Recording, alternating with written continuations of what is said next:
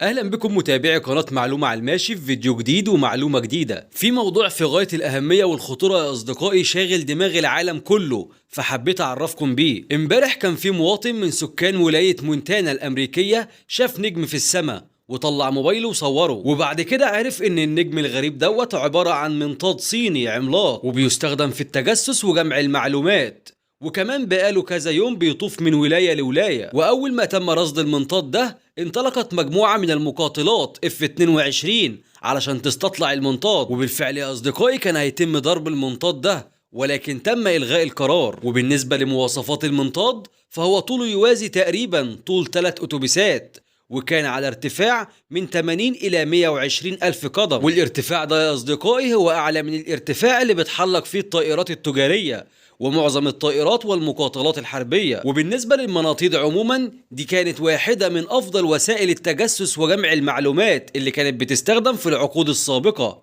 وخصوصا أيام الحرب الباردة، وده بيرجع لسبب رخص تكلفتها وكمان علشان صعوبة رصدها. وبالنسبة للمكان اللي تم رصد فيه المنطاد، هو كان موقع قريب جدا من واحد من صوامع الصواريخ النووية الموجودين في أمريكا. ودي يا أصدقائي كل المعلومات الخاصة بمنطاد التجسس الذي تم رصده في أمريكا. وبس كده يا أصدقائي، لو حابين تعرفوا وتتابعوا معلومات أكتر وأكتر اعملوا لايك للفيديو واشتركوا في القناة علشان توصل لكم الفيديوهات بالمعلومات أول بأول. والسلام عليكم ورحمة الله وبركاته.